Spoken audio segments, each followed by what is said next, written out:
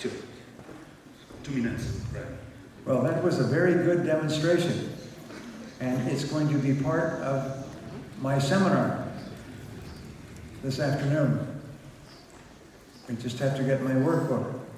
Now, sometimes I ask people, how many people here work on straight commission? That means that they only get a commission or money if they make a sale or get a result in business. And maybe 5 or 10% of people will say, well, I work on a commission. That, I learned, was one of the biggest mistakes that you can ever make, because the fact is that everyone works on commission. Everyone gets a percentage of the value that they create. Everyone gets a percentage of the value that they add to the process. We say that if you want to get more out, you have to put more in. If you want to have or earn more value, you have to contribute more value. So you must be always looking through your life to find out how can I become more valuable, because you will automatically get a percentage of the value you create. Most people create very small value, and they get a small percentage. Sometimes you see in the newspapers people complain that working people do not receive enough money. The fact is that working people receive exactly a commission for what they produce. So here's a question for you. What is your most valuable financial asset? Now, I didn't know the answer to this when I first heard it. What is your most valuable financial asset? And then I learned that it is your earning ability. It's your ability to earn money that is your most valuable asset. It's your ability to get results that people will pay you for. In the world of work, money, finance, we always get a percentage of the results or value we create. And so one of the most important things you do throughout your life is to increase your value, is to increase your earning ability, is to get more and better results that people want and need and are willing to pay for. In every field, there are some people who earn 5 and 10 times as much to do the same job as in other fields. Why? It's because they do their job much better. They do their job and create more value than other people do. And so let us continue with this. You have to be thinking for your entire career is, how can you increase your earning ability? They studied people who had high levels of earning ability, and they found that there are some people, the 500 highest paid people in America, and it's the same in any country, that earn now 303 times the amount that the average person in their company earns. 303 times the average. Last year, the top executives earned on average about $16 million. So they worked for 1 year and they received $16 million, which is more than 300 times the average earnings of everyone else in their company. And very often they started off at the same time. They started off with the same company. They started off doing the same thing as hundreds of other people. And today they earn 303 times. Wow, how could that be? Well, they've just completed a 24-year study. And it's interesting, these studies cost millions of dollars, and only a few people read these studies. I know, because I don't meet people who read the studies. They're asking the question, how could a person go from the bottom to be earning more than 300 times the average in their working lifetime? Sometimes these people are in their 40s and 50s, and they're earning this amount of money. So they went back and they interviewed them starting when they took their first job.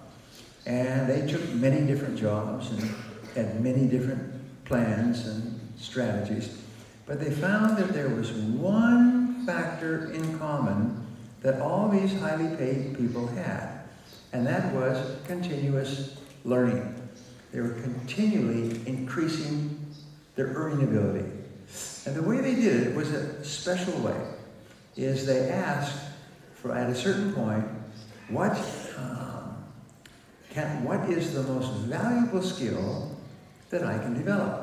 When they started their job, they went to their boss and they said, "Boss, what one skill, if I learned that skill, would help me the most to contribute more value to this company?" And the boss would say, "Well, if you were good at this or you were good at that, that would help you to make a more valuable contribution." So they would go home and they would set a learning plan. And they would write down the skill as a goal, and they would make a plan, which is a list of books they could read and audio programs they could listen to and seminars or workshops they could attend, and they'd write them down. And then they would start to work, and they would work 5 days a week, 2 hours a day, for as long as it took to learn that skill. Some of them, like Warren Buffett, works 6 or 8 hours a day to learn new information. But the average in these 500 people over many years was 2 hours a day, 5 days a week.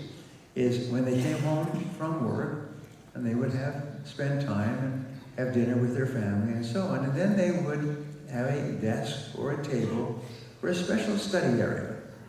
By the way, I've spoken to real estate agents, people who sell homes, and people who sell expensive homes. And the very first question that the man asks when he and his wife are looking at a house is, where is the den? Where's the study room? Where's the library for me and my books? Because that's the man's biggest concern.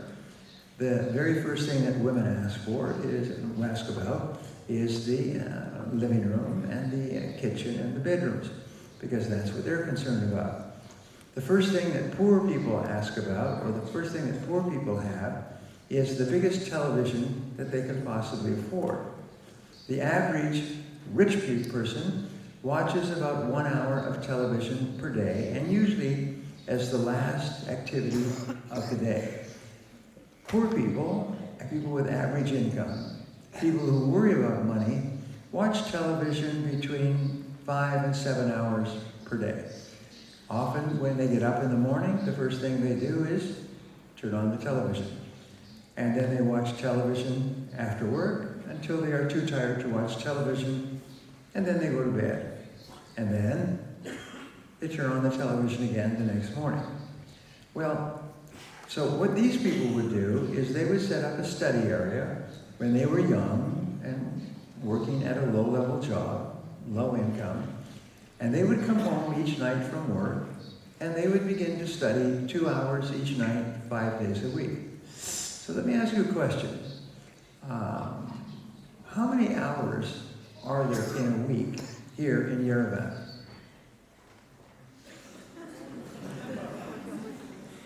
Sometimes people say 40 or 50. No, the correct answer is 168. 24 times 7 equals 168 hours. How many hours are there in a week in California, where I live? 168 hours. We all have the same number of hours. How many hours per week does Bill Gates have, the richest man in the world? 168. How many hours do the poorest people have? 168. So they would come home and they would study an average of 10 hours each week to develop the most important skill that would help them the most at that time. And over time, they would use the law of compounding.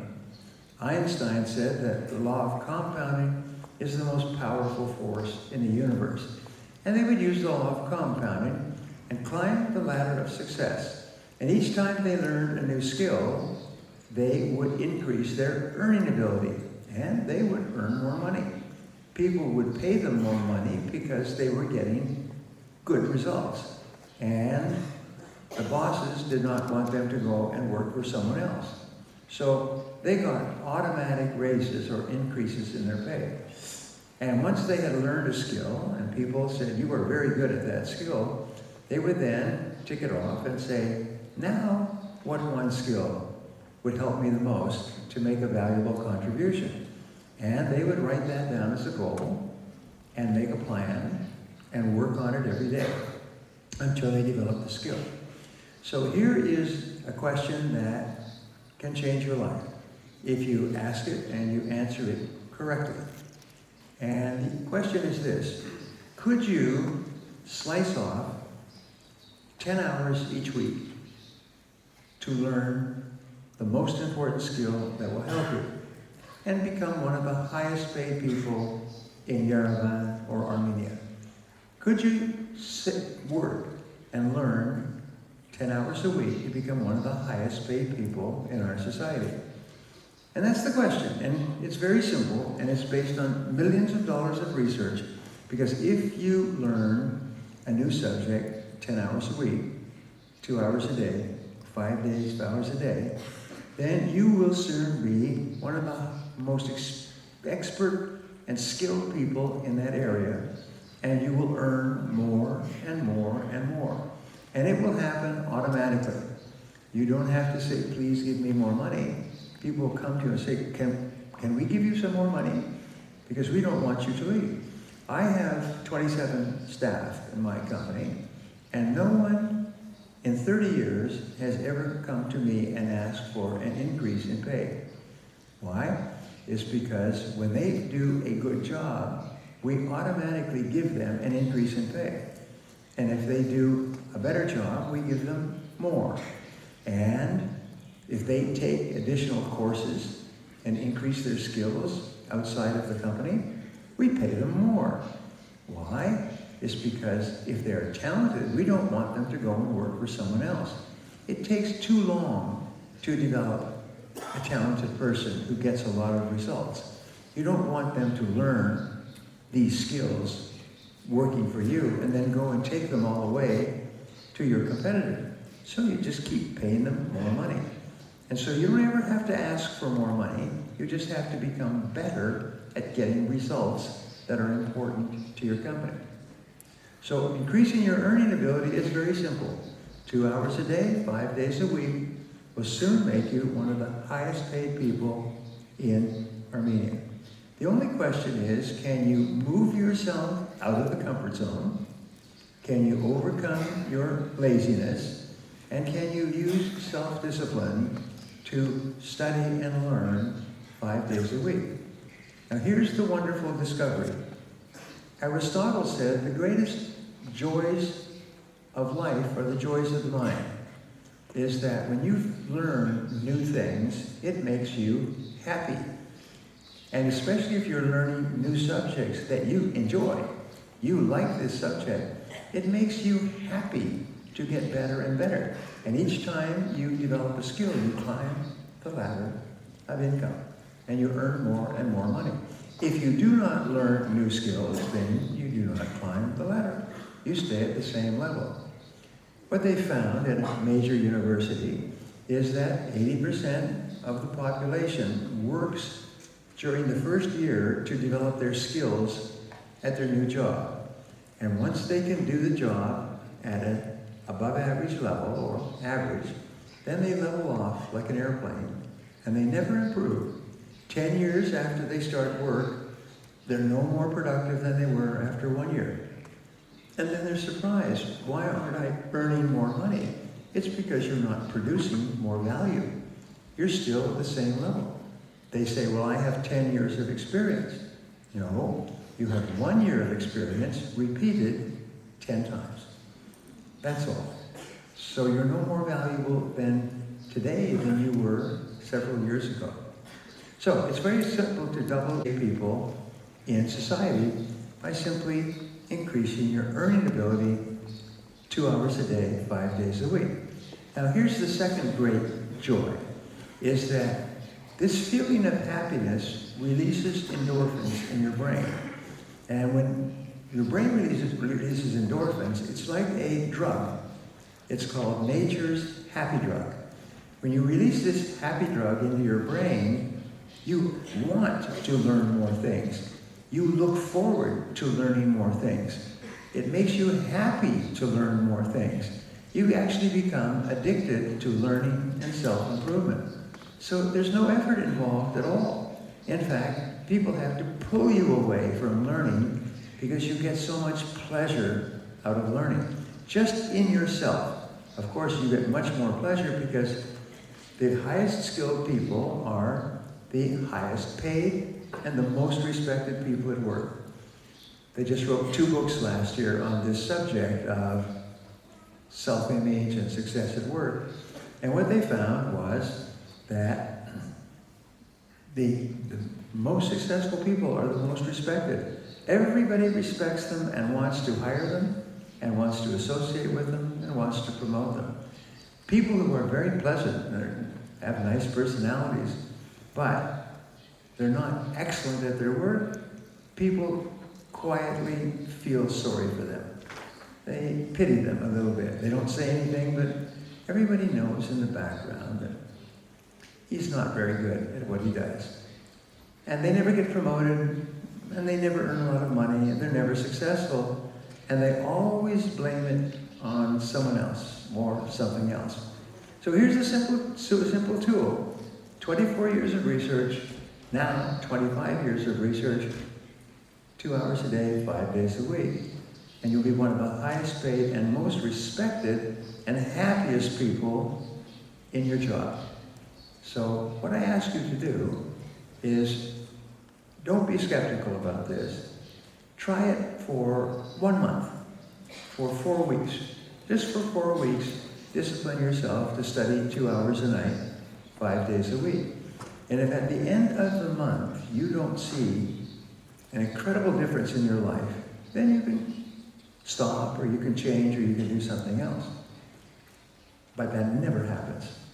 This is the magic key to great success, financially and in your work. So this brings us to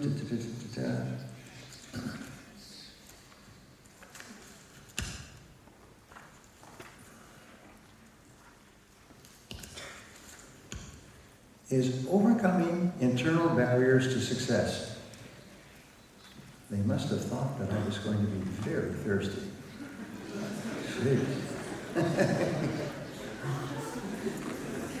So, overcoming internal barriers to success. The reason that I began speaking many years ago was when I learned about the power of your mind in affecting your life. And the first and most important law that I learned is called the law of belief. And this law says that whatever you believe with emotion becomes your reality. It actually becomes true for you. If you believe it with emotion, even if it is not based on fact, whatever you believe emotionally becomes true for you. Which means that if you believe that you are going to be a big success in life, then that is what will happen to you. If you question it, if you don't believe that you will be a big success, then that will become true for you as well. I have 4 children, wonderful children, and I knew this before I had my first child. And so what I have done from the time they were infants, I've always told them that you can do anything you put your mind to. You can do anything. You can do it. You can do anything. And I repeat that over and over. So as my children grew up, they began to think that they could do anything. They could get excellent grades. They could be popular. They could do well in sports.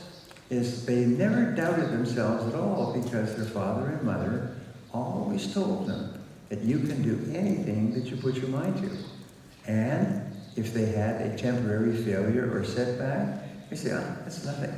It's just an opportunity to learn something for next time. But you can do anything you put your mind to. Now my children are all grown up. My youngest is 25. My oldest is 37. And they have total self-confidence. They absolutely believe that they can do anything. They realize with experience that it takes a lot of hard work to be excellent at your work. But nonetheless, They absolutely believe that they are going to be very successful. I would always tell them, you are going to be a big success in life. You are going to be a big success in life. You are going to be a big success in life. And by the time they grow up, they are programmed at a very deep level to believe in themselves to be a big success. So when I started to understand the psychology behind this, I began to teach it to other people. And people said that it changed their life. So Wayne Dyer, the psychologist, said, you do not believe what you see what you already believe. If you absolutely believe you're going to be popular and successful, that's all you see in the world around you, and it becomes true. One of the great psychologists from Harvard University said, belief creates the actual fact. In other words, if you believe it, you actually create what you believe. We say what happens on the outside is like a mirror of what is happening on the inside. If you want to change anything in the outer world, you have to change what is happening in your inner world. You cannot change things from the outside in, but only from the inside out. Self-limiting beliefs. Now, it amazes me because I was teaching this back in 1981, but now there are seminars all over Europe and America teaching people to give up their self-limiting beliefs.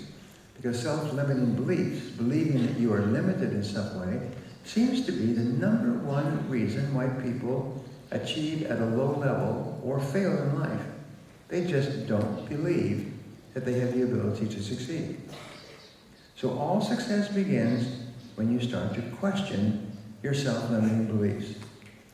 And this brings us to step number 1, is question your self-limiting beliefs. In other words, ask, we say here, and I often ask people, how many people here want to double their income? And everybody raises their hand. I said, well then here's the first question. Why isn't your income already twice as high? Why aren't you already earning twice as much as you are earning today? And what are the beliefs or ideas that hold you back from earning twice as much? You're surrounded by people who are earning twice as much as you. You are working with people who are younger than you, who are earning twice as much. What are your beliefs that hold you back from earning twice as much? Now, there's one great reason for success, according to the universities, and it is ambition. Is that you are ambitious and you have an intense desire to be successful. And the main reason for failure is the opposite of that, is where you are not ambitious and you simply don't believe it is possible for you to be successful. So you never make an effort, or if you do make an effort, you'll try maybe once or twice and then you will give up. And you go back to doing what you were doing before, back in the comfort zone and back being lazy in your life. So, what are your reasons, your favorite excuses for failure to achieve any one of your goals? And that's another thing we found, is that each person, if you say, why aren't you already earning twice as much? The first thing that you will think of is your favorite excuse. And we say this is almost like a disease or an inflammation of an excuse-making gland. So we say, why aren't you earning twice as much? And you immediately give your favorite excuse. This is why. And it's never you, it's always someone else or something else that is the reason why you are not achieving your goal. And so then we ask this question, is there anyone who has the same problem as you who is earning twice as much as you? Is there anyone that has the same problems with their family or boss or economy that is earning half as much or less than you? And you will find that there are, twice as much as you, I'm sorry. You'll find that there are lots of people who are earning 2 times or 3 times or 5 times as much as you that have the same excuses or the same reasons. So the starting point of breaking free from self-limiting beliefs is to question those beliefs and ask yourself, what if they were not true? What if the reasons that you hold yourself back did not exist at all except in your own imagination? So, number one, here's some questions. By the way, questions are the greatest way of teaching, perhaps, that exists today. The first great philosopher of Western society was Socrates. And Socrates taught by asking questions, and then by asking follow-up questions, and then follow-up questions. And he never wrote anything down, and he never told people what to do or what not to do. What he did was he would just ask them questions. And he would take them for a walk, a group of students, and they would walk, and he would ask questions. And then they would give an answer, and he'd say, well, that's a good answer, but what about this? And he would force them to question or ask questions about that answer. And then he would ask another question. And people came to Socrates, and they paid him an enormous amount of money as students to be taught by Socrates, to be taught things that they could never learn in a typical school. And after a certain number of months or years, these people would become professors, equivalent of professors, and very high-level teachers and philosophers themselves. Not by teaching people or telling them what to do or not to do, but by asking them questions. So the three ways that you learn are, first of all, to ask questions, which force you to think. And second of all, to write down your answers, so that you capture the answer like a photograph. And third of all is to discuss your answer with other people. So this is like a golden triangle of rapid learning. And that's why you can learn more with me today than you might learn in going to school for 3 months, because you are forced to think all the time. So, write down your financial goals, and what are your reasons or favorite excuses for not having achieved your financial goals? Now, if you're just starting work at the age of 19 or 20, that's a good reason why you are not earning twice as much. But what are your other reasons? What are the reasons that you give for not being promoted faster, for not working at a higher level job, for not getting more and better results? Now, number two are your business and career goals. We talked about what they were before. What are your reasons for not achieving those goals? What are your reasons? What are your excuses for not getting top grades in school? I was quite amazed when I went to school. I got very poor grades. And I got poor grades until I was about 18 years old. And then I left school and I did not graduate. And I worked at laboring jobs and I traveled extensively. And I was convinced that I was not very smart and that I was not a good student. And when I was about 31, I was talking to someone about success, and they said, do you know any successful people who are not well educated? And at that time, I did not know. Now, by the way, there's two ways to be well educated. One way is by going to a university or college, and the other is by personal learning, reading, self-development. So I didn't know the answer, so I decided I would find a way to get into an evening executive MBA program, and I would learn those subjects however long it took so that I could be successful. So I went to university and they turned me down. They said I did not have a proper education. They said, however, there's one small opportunity, is that you could pass the entry examinations to the university. If you wrote the entry examinations and passed them, then you would be able to go around the fact that you did not have an undergraduate, lower level degree, and that you had not done particularly well in your IQ test.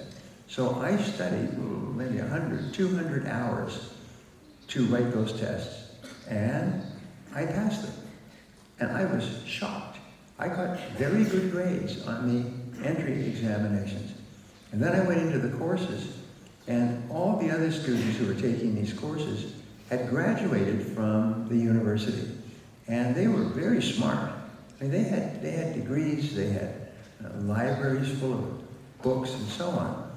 And when I saw the subjects, which were largely based on mathematics, and I was terrible at mathematics, I said I could never succeed at this. And then I hired a tutor, a young man who was younger than me, who was very good at the subjects. And he worked with me 2 or 3 hours a week, and he taught me these subjects, and I started to get top grades in these very difficult advanced business courses.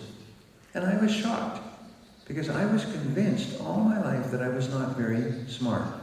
My parents told me all my life that I was not very smart, is that I would never be successful, because I wasn't very smart, because I didn't seem to get good grades on the exams.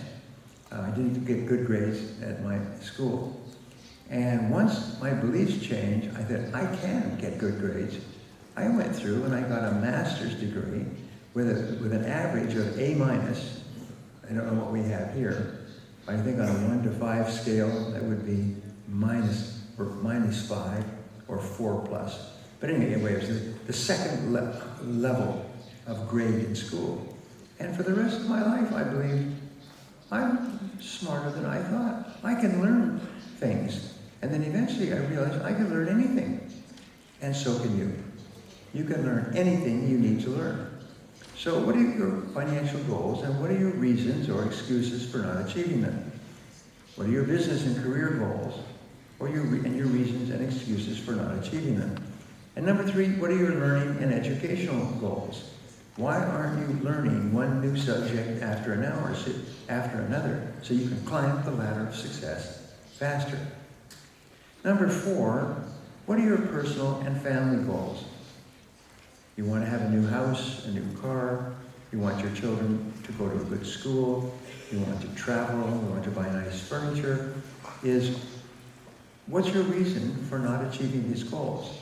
And whatever your reason is, it's not true. And that is the biggest shock. People in the US, Canada, Britain, Germany pay 500 euros, 1,000 euros, 2,000 euros, even 3,000 euros for a 2 or 3 day seminar where they explain these things and tell the students that you are as smart as you want to be. And all you have to do is eliminate the self-limiting beliefs in your mind, and then you'll find that there are no beliefs at all. There's no barriers, nothing to hold you back at all. What are your health and fitness goals? What would you like to achieve in terms of physical fitness and wellness, and why aren't you already there? And you'll find that whatever your reason, it's not true. There's no barriers on the outside to what you want to achieve. So step number 2 is to challenge your self-limiting beliefs. And this is really important. This is where you become very adamant about your self-limiting beliefs. You begin to question them, and you say, this is not true. Whatever anyone has told you, or whatever you have thought in your entire life, your self-limiting beliefs are not true. They're only in your imagination. The only thing that's holding you back is your imagination. So, what if your self-limiting beliefs, what if none of your self-limiting beliefs were true? What would you do differently? If it turned out that you have no limits, what would you do differently? The biggest obstacle to success in the world of work is lack of self-confidence. Lack of self-confidence, or lack of self-trust or self-belief. Once you eliminate your lack of self-confidence, everything changes. Because you'll find that you thought there were boundaries, but there were no boundaries. Number 2, the worst self-limiting belief is the words, I'm not good enough. I am not good enough. We compare ourselves negatively to other people, and We assume that other people who are more successful are better than we are. And if that's the truth, then we must be worse than they are. They must be worth more than we are. We must be worth less than they are. And these are beliefs that we develop at an early age and which are often encouraged by our parents who criticize us all the time. And we never question them. We just assume. There's a huge school of thought in the English-speaking world and probably other worlds on what is called mindset.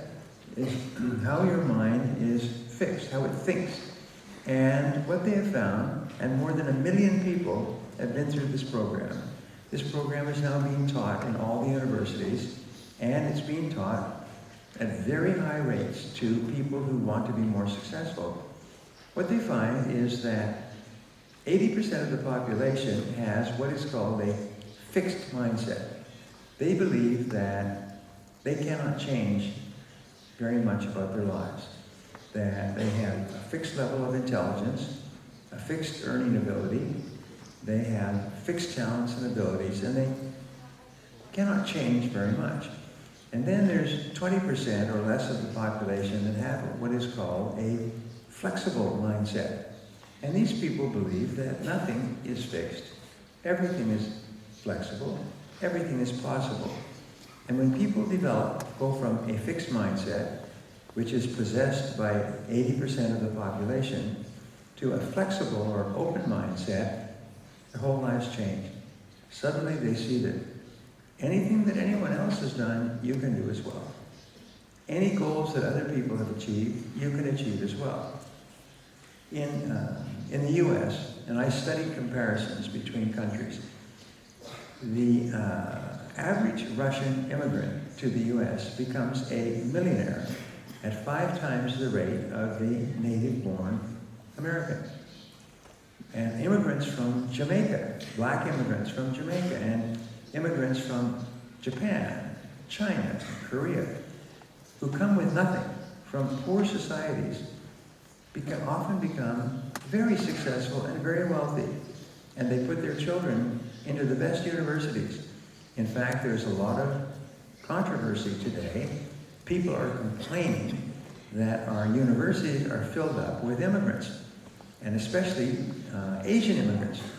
Well, why is this? It's because these people believe that America is a place where there are no limits, and that's all they see. You can talk to new immigrants all day, and they will not believe you. They will not believe that there are limits or things holding them back. They believe that there are unlimited possibilities. And as a result, sometimes coming from the poorest backgrounds with no opportunities, these people become very successful. I have many friends who are from Eastern Europe who are wealthy today and at one time were poor. I have one friend in Hungary who's increased his income 10 times in the last 3 years. 10 times as a result of going through my programs and absolutely believing that he can achieve anything. And then he just works day and night. You see, if you believe you can achieve anything, if you have enough knowledge and skill, then you'll be studying and reading and learning all the time. If you believe that you cannot change anything, then you will not do anything that will enable you to change. You'll say, well, you see, I knew I couldn't do anything, but you never did anything. You never tried anything new because you believed from the beginning that it was not possible for you. So, the worst self-limiting belief is the belief, I'm not good enough. People think about a new challenge, a new goal, and then they say, I'm not good enough. I couldn't do that. That's far too difficult. I love to read books, and I read a lot of books when I was growing up, but I never wrote a book because I never believed that I could write a book. And then I was approached by a publisher who asked me to write a book based on my seminar, which I did, and it's called Maximum Achievement. And I had read so many books, I had this idea, well, I could probably write this material into a book. And it would not be very good at the beginning, so I rewrote this book 5 times, from the first word to the last word, and it's about 70,000 words, and it's about 65,000, I'm sorry, and about 350 pages. And so I wrote the book and I sent it in to the publisher, and we published it worldwide. And it's one of the best-selling books in the world, including in Eastern Europe and all over Latin America and all over Asia. And it sells hundreds and thousands of copies year after year, and it continues to sell. It's what is known as a permanent seller. It just sells and sells and sells. And it never dawned on me that I could write a book. So I said, well, if I could write one book, I could probably write a second book. And I wrote down the way I wrote the book and how I laid it out and planned and my work schedule. And I wrote a second book, which has become one of the best-selling books in the world on selling. And it's a very good book, by the way. Many people have told me that book changed my life and made me rich. When I went from the bottom of a major selling by knocking on doors to becoming the top salesman for an international company, and then a senior executive of sales and marketing for an international company. And he told me 100% was because of what I learned in that book. So then I thought, well, I can write almost any book. So now I have written, effectively this month, 86 books. 86 books since 1980. 1980 was when I began writing my first book. Now the reason I say that is that most adults have a dream of writing a book. I think 82% of adults want to write a book sometime, but they never do because they think, well, I'm not good enough, or my book wouldn't be good enough, and my vocabulary is not good enough, and it wouldn't be a good enough book. And they think of all the reasons why nobody would read the book, and they've never written a book, and it's quite amazing. It's almost like a disease. They get all of these excuses, and they never do. And then they see someone else write a book about their life or their life story, and the book becomes very popular, and they make a movie from this book, and they become wealthy from the book and the movie and so on. And sometimes they only write one book in their life, and the book becomes a big success. Some of the best writers in the world wrote 5 or 10 books before one book was accepted and became a big success. So what kept the person writing one book after another when it was not successful? Self-confidence.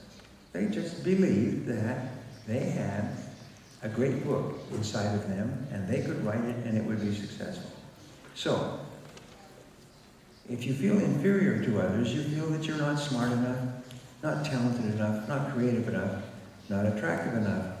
But here's a great question. What if you had no limitations at all? What if all the limitations that hold you back from trying were not true? They're completely false. They're like cigarette smoke. They don't exist in reality. And that you could actually be successful at anything that you wanted if you wanted it long enough and you wanted it intensely enough. And that turns out to be the truth, which is why so many people say that these ideas changed their life. Because before these ideas, they held themselves back. Like a horse, they held themselves back. And after they learned these ideas, they stopped holding themselves back, and then they realized that there was nothing holding them back at all. So, what if you had all the talent and all the ability you could ever use to be successful in any area?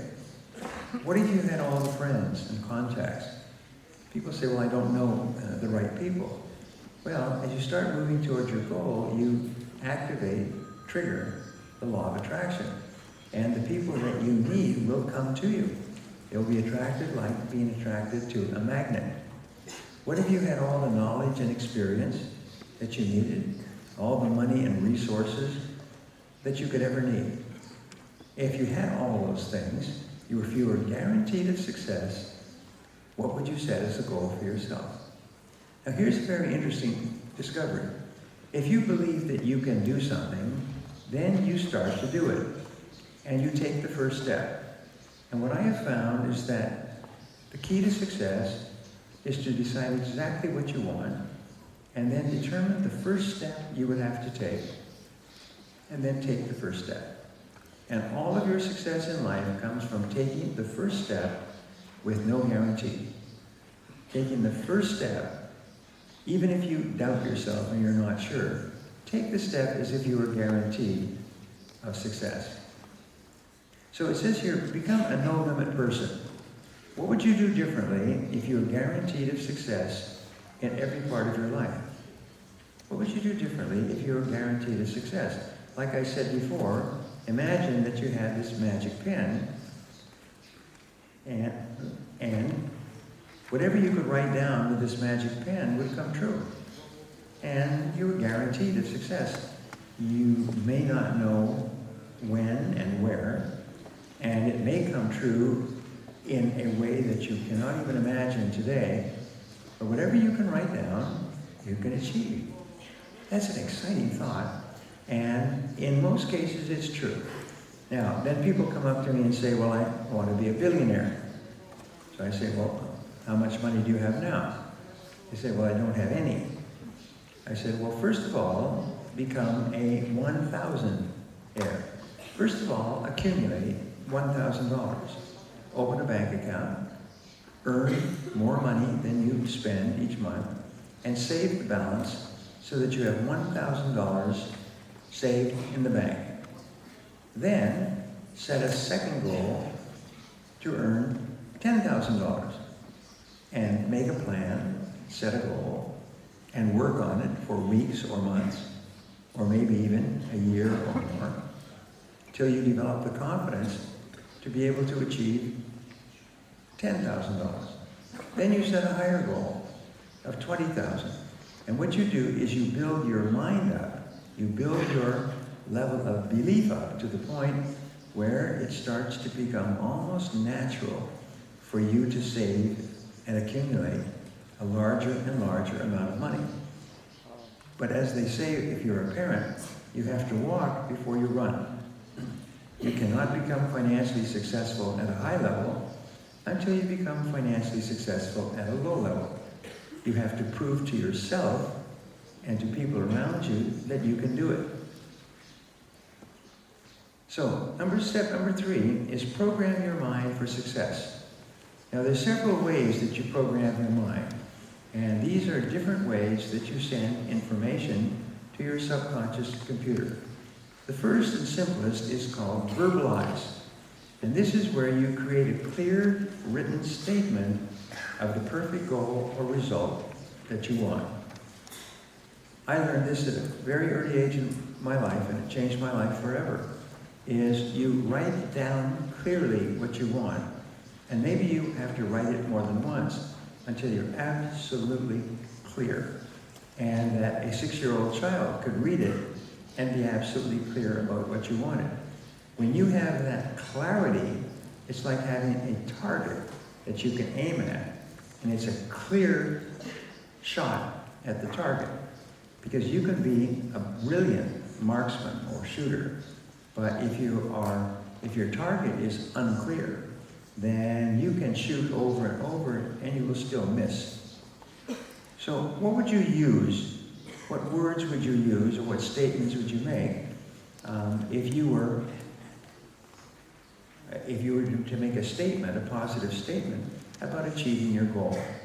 This is the starting point, which I keep repeating over and over again. It starts with you being clear about what you want and writing it down. Then, number 2, you visualize. Next stage is you create a clear mental picture of your goal as if you've already achieved it. Now, visual impacts on your brain are incredibly powerful.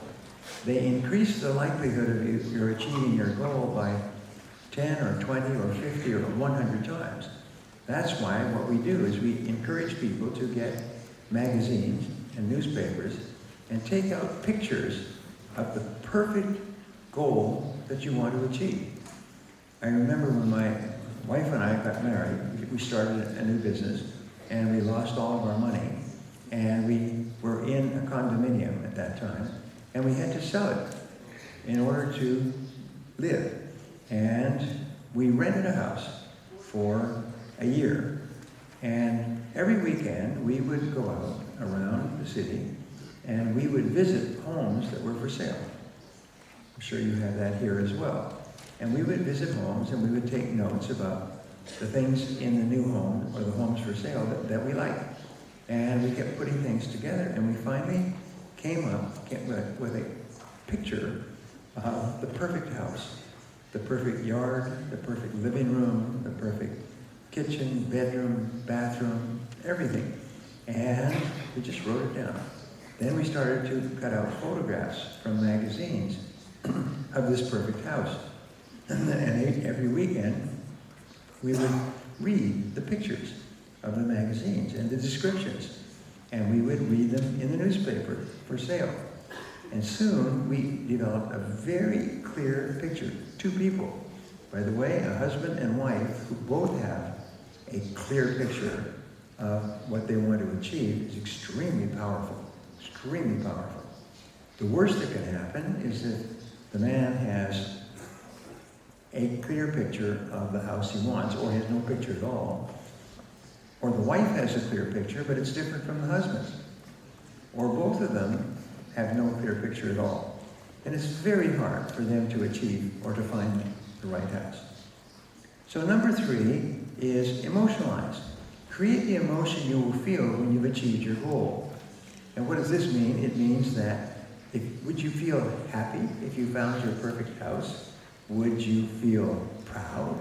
Would you feel confident? Would you feel satisfied? How would you feel if you owned your perfect house? And the more you can attach the emotion, the verbal statement multiplied times the mental picture, multiplied times the emotion, and the emotion has huge power, the faster that goal is attracted into your life. So what does it feel like for you to live in your perfect house? Do you feel secure? Do you feel confident? Do you feel happy? Do you feel successful? What would it feel like for you to have your perfect house? And then number 4 is to actualize and act as if you already achieved your goal. When we had no house and we were renting a house, we would go and look at other houses that were for sale, but we would walk around the house and act as if we owned a bigger house than this. We already had a big, expensive house. And when we spoke to real estate agents, we would act as if we already had a big, expensive house. And they would treat us with tremendous respect. Because what I learned is that people treat you the way you think about yourself. If you act like you own and you can afford a big, expensive house, people treat you like you can afford a big, expensive house. So it's what is happening inside you that is making the biggest difference on the outside. So your positive actions, we say your positive actions increase your self-confidence. Is if you act positively, act as if you have already achieved your goal, your self-confidence goes up and you feel more positive about yourself.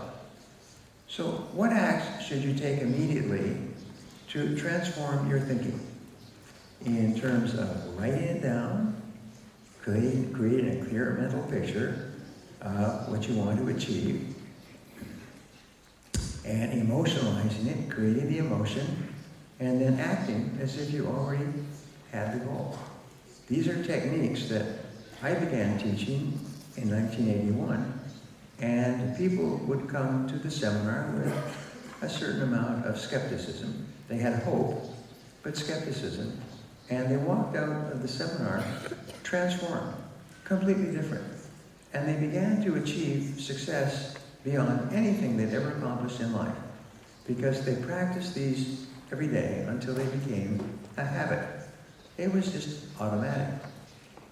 So, and finding number 5 is to realize, from this moment forward, relax and confidently expect that you will achieve your goal at exactly the right time for you. Throughout history, they have found that one of the most powerful catalysts or ways of programming your mind is to expect success. Expect that everything is going to work out perfectly. And just absolutely believe that you'll be successful at exactly the right time for you, and that's what happens. It's the most amazing thing, and people are often skeptical until they try it for the first time. So, the more you challenge and question your self-limiting beliefs, the less power they have to hold you back. The more you question it and say, no, that's not true. That may hold other people back, it may limit other people, but not me. I can always find a way to get around or overcome any excuse that may have held me back in the past. So that being said, what one action are you going to take immediately as a result of what we have talked about in this session? In terms of transforming your beliefs so that you believe 100% that you are going to achieve your goal, one action are you going to take immediately? Please write it down. And then tell the person next to you the one or more actions that you're going to take.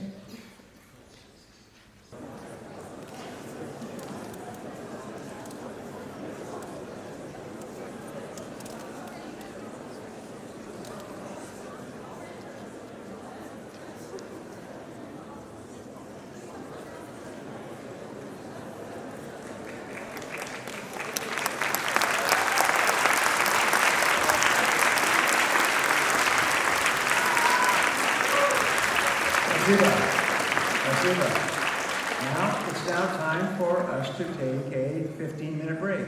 Is that correct? Net? Yes. I'm sorry. Yes, 30-minute break until 6 p.m.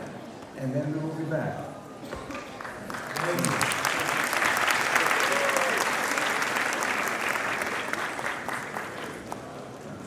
У нас 30 минут на следующий кофе-брейк с легким питанием. Я хочу одно объявление сделать, я непривычный, непривычки, я не могу под этим светом стоять. Сейчас выйдем, отдохнем чуть-чуть, но есть у меня одно маленькое объявление. Для всех, кто в этом зале, для всех, кто пришел на мероприятие с Брайаном Трейси. Смотрите, некоторые приобрели билеты через SkillIM, некоторые приобрели самостоятельно, приходили, и есть компании, которые оплатили за своих сотрудников. Неважно, кто оплатил билет, это вы сами или компания.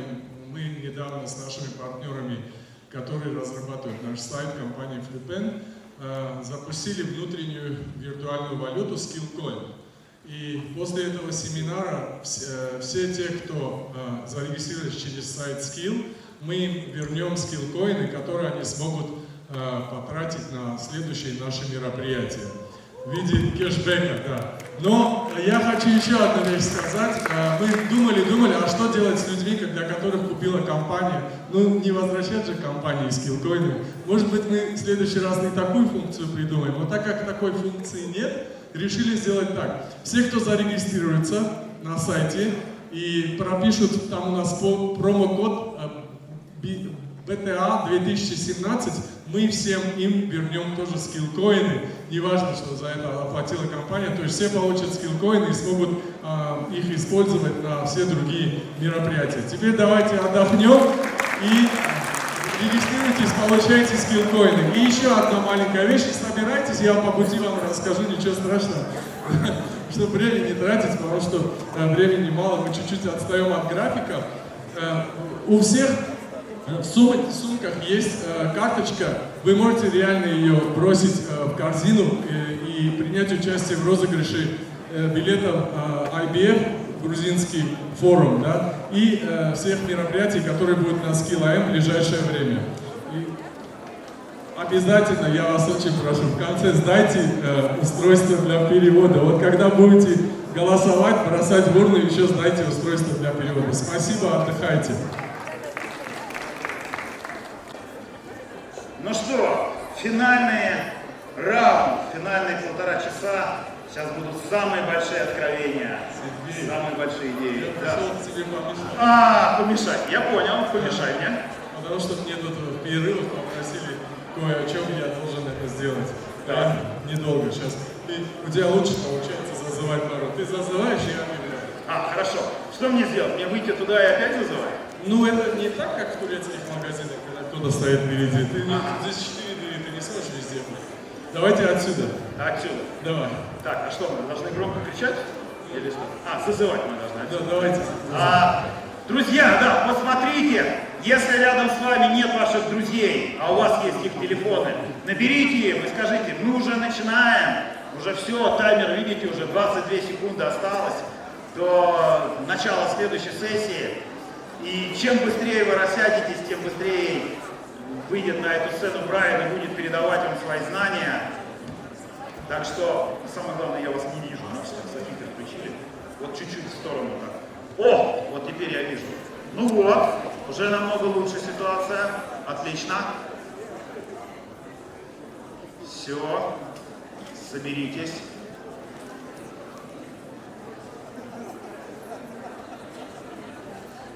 Так, как у нас? Все, у тебя есть объявление? Да, у меня есть объявление, я его сделаю, и я его потяну столько, чтобы Все нормально, да. было хорошо. Я на самом деле могу сказать такую очень интересную вещь, удивительную. Я в свое время был на вашем месте, то есть слушал Брайана, вот просто купил билет, пришел. Потом, благодаря своему упорству, или давайте так, действительно, я минуту потрачу вот на что. У меня была цель, вот Брайан вам очень часто рассказывает, весь день сегодня рассказывает, как правильно ставить цели, достигать их, как ставить тайминг правильный, чтобы прийти к своим целям. И вот когда меня объявляли и сказали, что я персональный ученик Брайана, это ведь тоже не просто так получилось. Я пришел на семинар Брайана, я послушал его, мне безумно понравился Брайан, я прочел все его книги, я потом приехал еще на один семинар. И где-то на 2-м или на 3-м семинаре я неожиданно понял, что я хочу вот быть реально его учеником, уже персональным, у него учиться, прям приезжать к нему в Штаты и так далее. И эта затея на тот момент казалась безумной, она стоила кучу денег, и просто так, как говорится, не постучишься. Но вот это заняло буквально там 2-3 года, и вот разница между тем, как я поставил цель и стал учеником, то есть прошло буквально 2-3 года, я выполнил эту цель. Почему я вот так кратко рассказал эту историю? По одной простой причине. Брайан очень часто на многих своих семинарах, не знаю, будет сегодня говорить или нет, но он говорит такую очень интересную фразу, что люди склонны переоценивать, что делают за год, но всегда недооценивают, что могут сделать за 5 лет. И когда сегодня Брайан с вами говорит о целях, когда сегодня Брайан говорит с вами вот о ваших амбициях, что вот внутри вы должны быть уверены в себе, мой вам искренний совет. Поставьте, если вы, вот, допустим, будете расписывать себе цели в 5-летнем горизонте, поставьте их действительно большими, действительно амбициозными. Потому что я, когда ставил перед собой цель стать учеником Брайана, то мне моя супруга сказала, ты как-то определись, где ты, где Брайан, да? Человек по всему миру катается, и его знают все, тебя как бы знает только твой банк, где ты работаешь, да, у тебя много человек в подчинении, но это не тот уровень. И с чего ты взял, что Брайан возьмет тебя в ученики и будет тобой заниматься. Но в силу того, что я поставил эту цель именно в долгосрочной перспективе, на 3 года, то я смог ее добиться. Если бы я поставил на год, не факт, да, потому что она уж очень была амбициозной.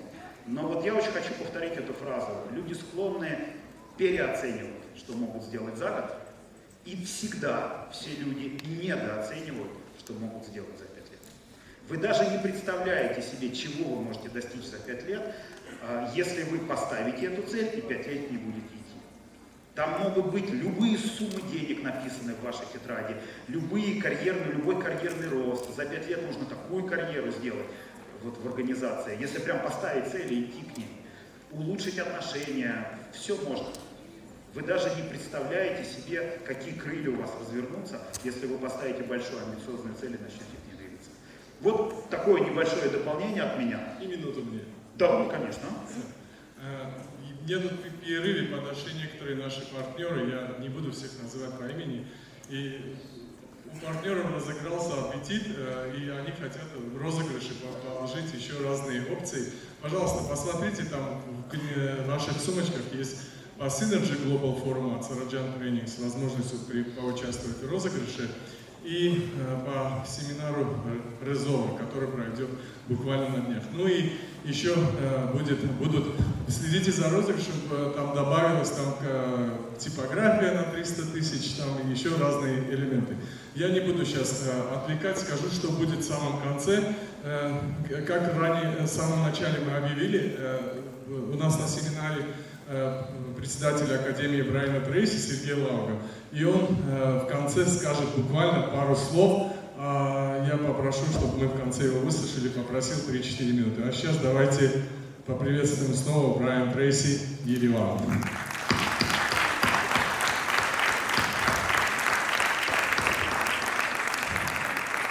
Спасибо.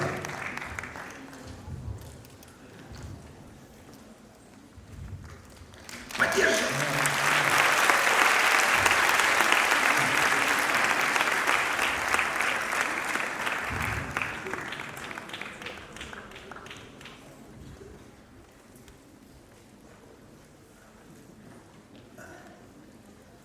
When I was climbing mountains, I was climbing as many as 40 kilometers in one day. I would start at 4 or 5 in the morning, and I would come down at 8 or 9 o'clock at night.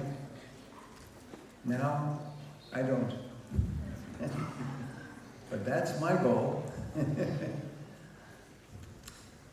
What is the most important part of this seminar today? What's the most important part? And the answer is what you do afterwards. It's not attending the seminar, because attending the seminar achieves no result. It's only what you do afterwards that achieves a result. And what psychologists have found is that you will listen to me and Sergey, and you will think of something to do. And a window will open up in your mind. And this window is a window of inspiration or motivation. But in a very short time, this window will start to close. And some people say this window closes in 90 seconds. And some people say in 90 minutes. And some people say in 1 day. But in any case, you hear a good idea and you say, that is a good idea, I am going to do that. And the window opens. Now, you must immediately dive through the window, or the window will close. And all your motivation and inspiration will go away. You will forget about the idea. You will forget about the action that you're going to take. So remember, in life, the only thing that is important is action, is when you take action, and the only question is how quickly do you take action? How fast do you move when you get an idea? Here's the good news, is all successful people move quickly. And if you move quickly when you have an idea, it'll soon become a habit for you to move quickly when you have an idea.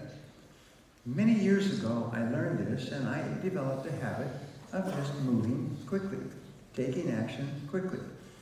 Now, most things that you try don't work, or at least they don't work the first time. But you'll always learn something that will move you one step forward to something that does work. We have all this light in this room. The electric light was developed by a man, or invented by a man called Thomas Edison. Thomas Edison began working on the technology for an electric light many, many years into his youth. And then he began working on the light, and he worked for many years to develop an electric light. And he failed over and over again. And this was written about in the newspapers, that Thomas Edison, the most successful inventor in history, had failed 5,000 times in developing an electric light. So they sent a reporter from the biggest newspaper, and they asked him, the reporter, said, Mr. Edison, why do you continue to waste time and waste money to try to invent an electric light bulb when everybody knows it's not possible? And he said, young man, he said, you don't understand the way the world works. He said, I have not failed in my experiments. He said, I have successfully identified 5,000 ways that will not work. And that puts me just 5,000 ways closer to the way that will work. He said, and I will find it. Thomas Edison never quit. And it was experiment number 11,142, where he found the filament that lit the electric light bulb and changed our world forever. But imagine if he had given up at experiment number 11,000 or experiment number 11,100. There's a series of books and research studies on this that show that many people actually give up just before they achieve their biggest success. They lose their heart, they become discouraged, their friends tell them it's a waste of time, and so they give up. And then someone else comes along and looks at the information and makes one change and becomes extremely wealthy and famous and successful because they never gave up. So, we're going to talk now about actions that you can take to dramatically increase the quality of your life. We call this unlocking your potential. And we find that in our society, people very often describe successful people as lucky. And I wrote a book on this subject, which is in Russian. And it's called The Luck Factor. It is the factor that determines the amount of luck you have. And in the introduction to this book, I said there is no such thing as luck. There is only hard work and repetition until you find the right way. And what I found is that successful people try many, many things until they finally try the right thing. And I call this the law of probabilities, which you heard me talk about before, is they increase the probabilities or the likelihood that they will be successful by learning more things and by trying more things and by never giving up. It's really like a golden triangle. Learn more things, try more things, and never give up. And the greatest successes in the world, in history, have been people who learned more things, tried more things, and never gave up. So we say that there are thousands of people in Russia, in every business and industry, who have accomplished high levels of success. Many people are earning as much money by the age of 30 as others are earning by the age of 50. Sometimes they're earning more by the age of 30 than other people ever earn. High-achieving men and women in every field have been studied extensively to find out exactly what it is that they have and do that enables them to accomplish more than the average person. Remember I told you that my life changed completely when I began asking, why is it that some people are more successful than others? I was giving an interview yesterday in Moscow, and they were asking me questions, an interviewer, video cameras, and everything else. And every single question every single question was something like, what is the one secret? What's the one book that you need to read to be successful? What is the one thing that you need to do to be successful? What is the one habit that you have to develop to be successful? And I always smile, like a person who's been smoking dope. Well, because it's the dumbest question I've ever heard. There are thousands of books on success. And I've read an entire book that has 300 pages and took me 6 hours. And in that book, I learned one idea that I kept for the rest of my life. And at a certain time, I had a situation where that idea was the perfect idea. And it led to a success. It did not change the world, but it made me successful at that time. And then I shared that idea with other people, and it made them successful. But it's never one thing. There's never one secret. Because if there was, everyone would be rich and famous. All you'd have to do is have the one secret, and you'd be rich and famous, and you can go back to bed in the morning. So in this session, you're going to learn some of the key attitudes, behaviors, and what I call leverage factors or luck factors that these top people have and how you can develop them for yourself. So there are many ways to unlock your potential. Here are 6 ways to unlock your potential that are famous and guaranteed to work. Number 1 is knowledge. Knowledge is the first form of leverage. Is the more knowledge you have about your field, the more opportunities you see, the more ideas you have, the higher a level that you can work at. You know, I spent many years on a particular subject, and that is the number of words that you know.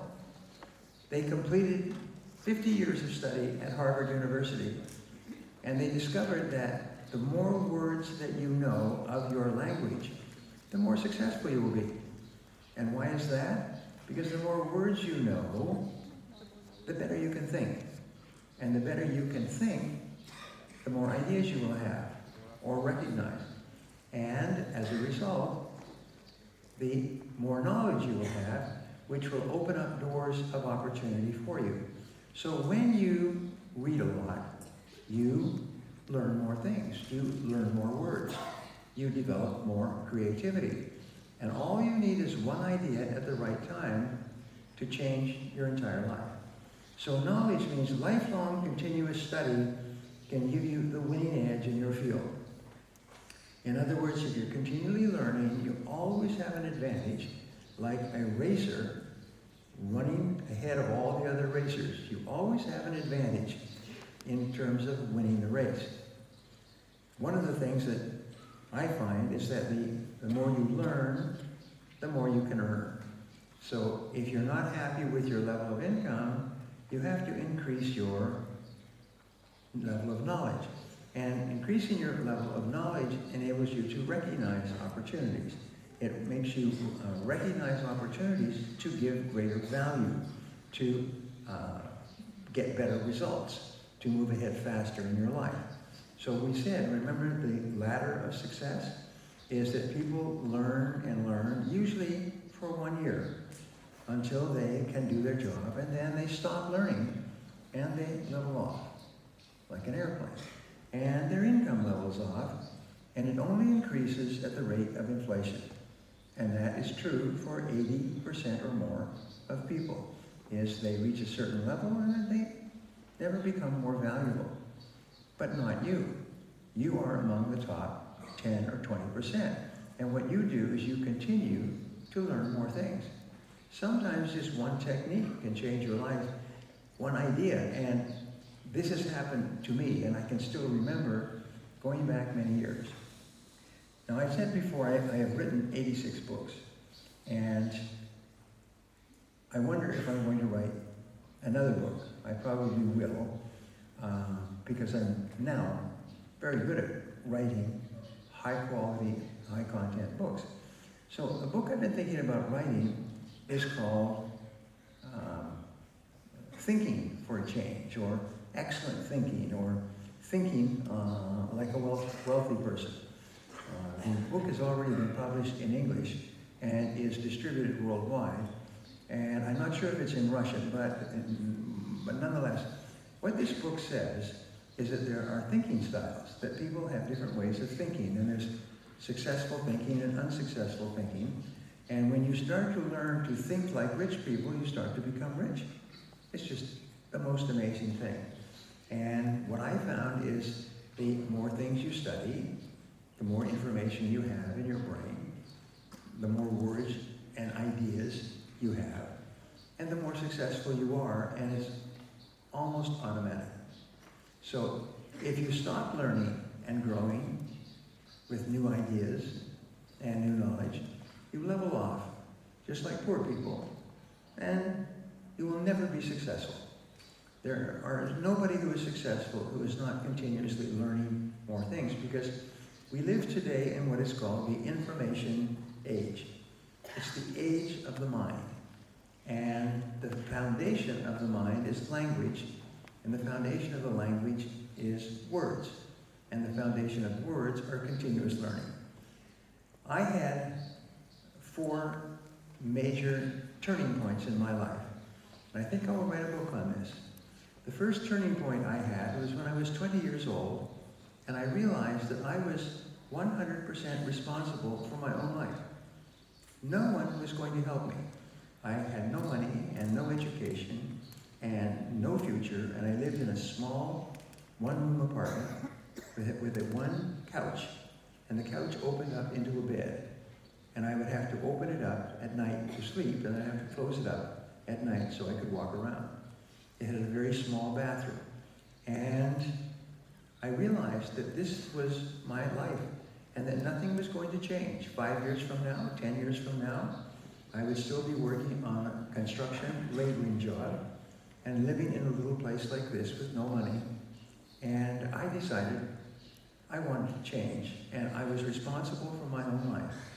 And what I found in almost every book of success, where they have done a lot of research, the first chapter has the same conclusion: accept responsibility. And then I learned that accepting responsibility is not optional, it's mandatory. Without accepting responsibility, you have no possibilities and no future. But once you accept responsibility, you have unlimited possibilities and unlimited future. Now, the second turning point in my life came when I was 23, 24, and I began asking, if I am responsible for myself, what am I responsible for? And that's when I discovered goals. And goals was like a sunrise. Goals were the most wonderful thing I ever found. And thousands of people all over the world, all over Russia for that matter, all over every country I go to, come to me and tell me, you changed my life, you made me rich. And almost always they say it was the goals. I never understood the central power of goals, that they had struggled for years and nobody ever told them about goals. And then they learned how to set and achieve goals with my ideas. And within a year or two, they had earned more money than they had earned in their entire life. The third turning point in my life was the importance of continuous learning. The importance of continually reading and learning new things. And I combine those 3, responsibility, goals, and continuous learning, and those will transform a poor person into a rich person. They'll transform an immigrant into a rich person in a new country. They will enable you to overcome every problem that you have ever had in your life by simply accepting responsibility, and don't expect anyone else to help you. And second of all, set goals. And then third of all, continuously learn and become better and better. So the development of knowledge is the starting point. So ask the question, what knowledge would help you the most to move ahead faster? What knowledge in what field would help you the very most? And once you have developed that, set it as a goal to learn that subject, and then go to work on learning that subject until people start to tell you, you certainly know a lot about that subject.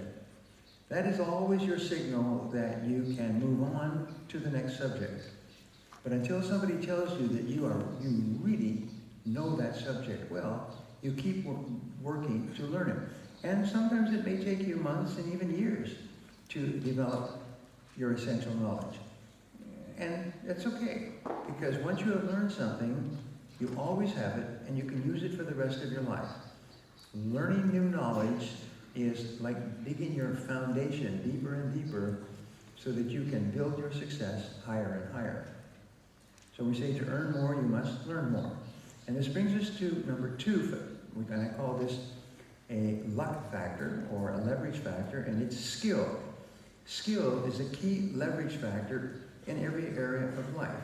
And that means that you are good at what you do. And people recognize that you are good at what you do. And people are willing to pay you more to do what you do because they know that you are excellent.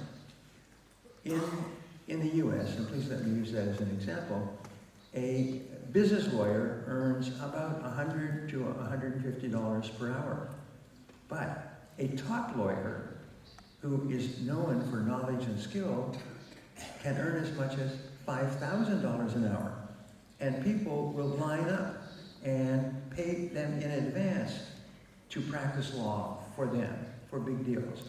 I have worked in Hollywood, Los Angeles, with lawyers who are often paid $1 million to prepare a contract and to put together a business deal for big businesses.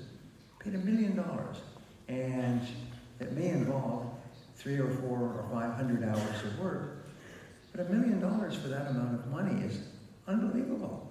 And these people are in demand. People are willing to pay them, and they phone them, and they visit them, and they give them extra money to come and work for them. Nobody, by the way, pays more for people who are not very good. Now, one of the interesting discoveries I've made in the last few years is a little insight. And what it says is, what's the key to success in business? And the answer is 90% of your success in business is determined by the quality of your product or service. 90% of your success in business is determined by the quality of your product and service.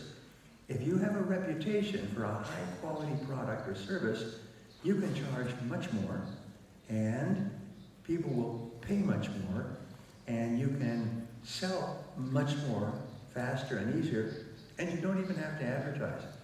One of the most perfect examples of this idea of quality products is the recent iPhone, the iPhone 10. They call it the iPhone 1000. I wish I could help, but you don't seem to be connected to the...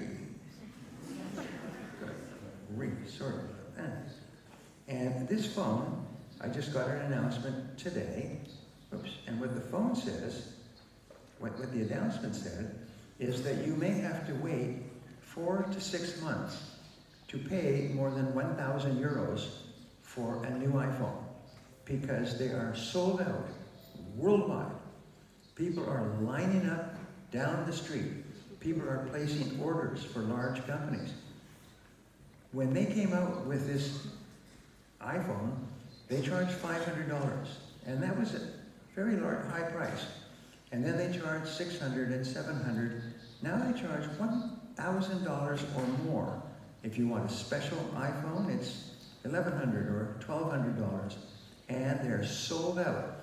The phone is not going to be released until November, and nobody in the world can buy one because it's known as the best quality iPhone.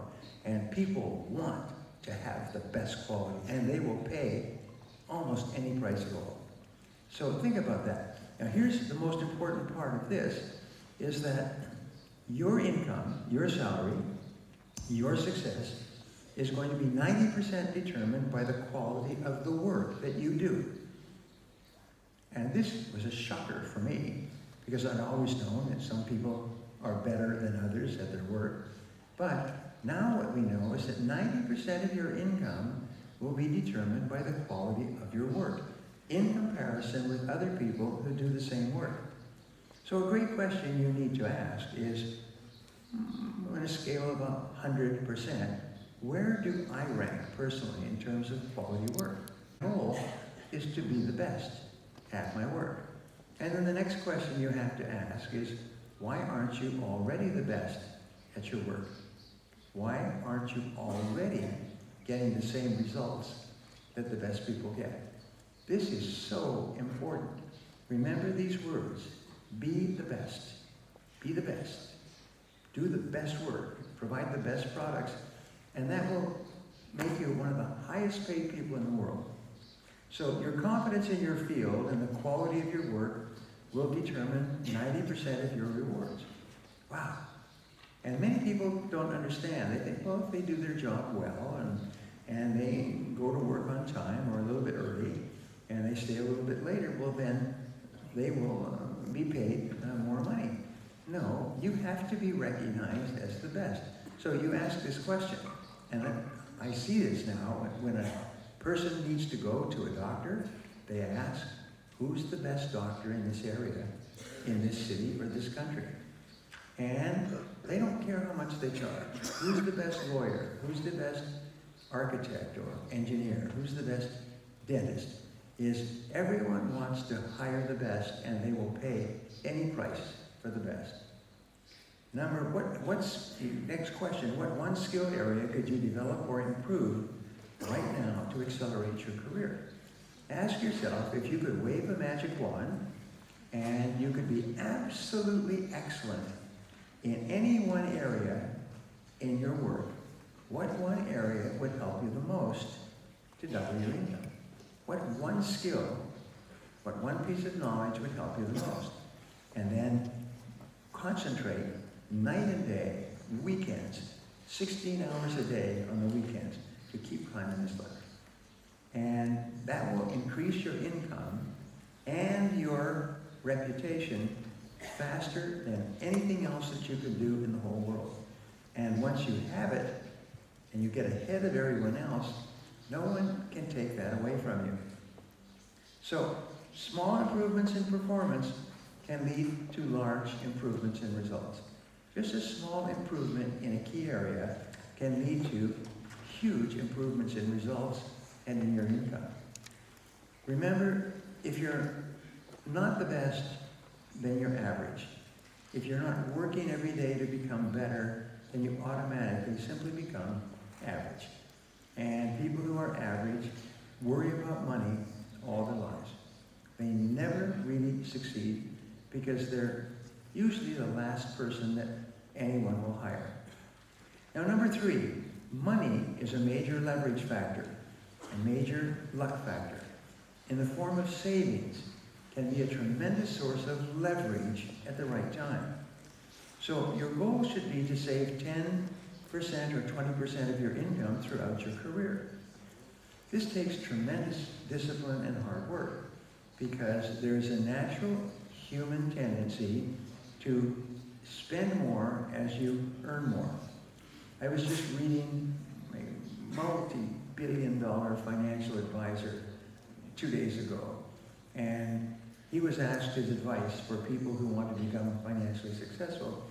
He said, well, the number one thing you have to do is you have to save your money. And the amount that you save is half of your increase. Now, I've been teaching this for many years, but as you become better and better, you will be paid more. As you are paid more, the average person spends everything that they earn extra, and even more besides. But as you earn more money, save half of it. In a few years, you will be financially independent. You will be rich. Because if you keep saving half, because of the law of compound interest, that money begins to multiply. And you begin to become more and more successful financially. Your goal should be to save 10 or 20%. B, money gives you the freedom to decide rather than the feeling of being trapped. You see, if you have money in the bank and low or no debt, you feel powerful. You feel like you're in control of your life. But if you have no money, we as human beings, we worry about not having money. We think about not having money. The number one reason for divorce in any country is arguments over money. And so when you have money put aside, your mind is clear and you can see all kinds of possibilities. See, money enables you to take advantage of an opportunity when it comes along. So what happens is you save your money, and because of the law of attraction, your subconscious mind, the superconscious mind, you will attract into your life opportunities to invest that money and to earn much, much more than you ever could. But if you don't have money saved, if you have an opportunity, you will just look and feel foolish. You'll just feel foolish. I have an opportunity for you to invest in this new business or new product, and you just have to shake your head and walk away and say, well, I don't have any money. You never want to be in a situation where you have to look down and admit that you don't have any money. So list 3 ways that you could reduce your costs or increase your income. And the most important thing is to make a decision that as your income goes up, save 50% of your increase. There's no sacrifice and no pain because you didn't have the money yesterday, and now you have it today. Just save half. Make it a habit to save half. If you get unexpected money for any reason, put it in a special bank account. We call this your freedom, your financial freedom bank account, where you save all the money you can until you have the freedom to make any choice that you want. I have studied philosophy for many years, and one of the questions in philosophy is what are your most important values? And I finally decided that my most important value is freedom. Yes, I love freedom. And so I've studied freedom, both political freedom, but economic freedom, personal freedom, and I've done everything possible to make sure that my wife has personal and financial freedom, and that each of my children has personal and financial freedom, because when you have freedom, you feel happy. You feel wonderful about yourself. But if you don't have any money, you don't have freedom. You feel trapped. So this is the one, it's not so that you can buy things. People think the reason to save money is so that they can buy things. They can buy an extra car, or take a vacation, or buy clothes. No, the reason to save 10 or 20% of your money is it demonstrates that you have the discipline to save money. What they say today is that if you cannot save money, then you cannot be relied on. Banks cannot lend to you. People cannot entrust you. So therefore, always be thinking of achieving personal and financial freedom by putting your money away. List 3 ways, all right. Number 4 is good work habits. Now, I have written about this and sold millions of copies of books and audio programs and videos and seminars just on good work habits, personal productivity. And so good work habits will bring you to the attention of people who can help you. In fact, the most respected people in any organization, any business or bank, are people who have a reputation for being highly productive. They get a lot done, and they get it done quickly. I learned this, it was in my 30s before I started to realize that I had developed a habit of starting and completing tasks quickly. And as I started and completed tasks, I got a job working for the big boss of a large organization. I met him in business, and he liked me. And he asked me if I wanted to work for him. And this was a great honor, because he was a great man. And I worked for him, and he had never had a personal assistant, and I had never been a personal assistant. So he didn't know how to manage me, and I didn't know how to work for him. So we settled on one method of working. And that was that whenever he gave me a job of work to do, I would do it immediately. If he gave me a job to do on Friday at 5 p.m., I would work on it Friday night, all day Saturday, all day Sunday, and I would have it complete by Monday. I would not do anything. I would leave everything off, and I would just work like a crazy man to get the job completed, and to get the job completed well. Soon, I developed a reputation that if you wanted something done quickly and you wanted something done well, give it to Brian, because Brian will do it fast. And the first jobs he gave me were very small. By the time we were finished, I was running 3 multi-million-dollar divisions of the company. I had the biggest office in this company, and this company had like 200 offices. I was paid more, I learned later, than anyone else out of hundreds of employees, because I kept getting more work done faster. So, number A, work habits, develop the habit to set clear priorities on your work before you begin. Don't start and don't work on low-value activities. Always be clear, and if necessary, go to your boss and say, I have these things to do, which is more important than anything else? Which is number 2? Which is number 3? And he would tell me, and then I would always work on what was number 1 for him. And if he asked me to do something else, I would say, is this more important than what I am doing right now? And when you are always working on what your boss considers to be the most important job, he's always happy, and he always opens doors and gives you opportunities, and he always pays you more money. He paid me more money than he ever paid anybody in his career. After I left that company, he sold the business and retired, I hired the accountant from this company. And the accountant told me he paid me more than he had ever paid anyone else in his career because I did so many things quickly and well. It's the best advice that I ever learned or that I ever taught. Number B is develop the ability to concentrate single-mindedly on the most valuable use of your time.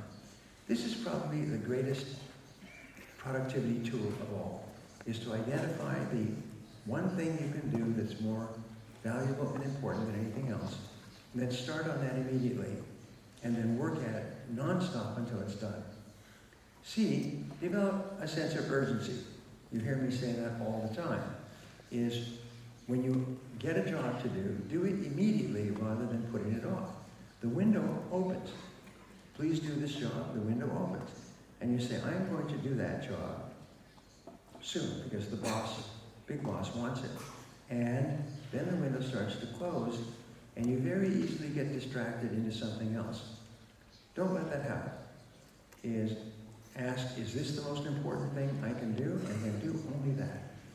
What I have found, and the reason why I have sold millions of books and audios and videos on time management is with this one technique, is to identify your most important task, start working on it, and then work on it non-stop until it's complete. So what 3 actions could you take each day to be more productive? What 3 actions could you take each day to be more productive? Start thinking about that. Well, I told you before that rich people get up before 6 a.m. in the morning. Rich people plan every day in advance. Rich people start their tasks, their most important tasks, and they work non-stop until those tasks are complete. Soon, they develop a habit for getting up early and starting soon and working non-stop. And it feels good. Everybody admires them and respects them. Everybody looks up to them. And you feel happy most of the time. Whenever you are highly productive, emotionally, you feel very good about yourself. So, what 3 actions could you take each day to be more productive? What 3 actions could you take each day to be more productive? And I'm going to give you some answers to those questions in the next session. What I've already told you is start work immediately. Is work hard and complete your tasks. It's not complicated for you to be more valuable and productive. And start with the most important task and work at it non-stop until you complete it, and work all the time you work. When you go to work, do nothing but your work and do it non-stop. So, number 5, a positive personality will open more doors for you than anything else. So decide to become a cheerful, positive, polite, and pleasant person. I'm very fortunate in that my mother taught me to be polite. I don't know if I've always been successful, but she taught me how important it was to be polite. And to be polite means please, to say please, and to say thank you all the time. And look for ways to help other people. And when you look for ways to help other people, they will look for ways to help you.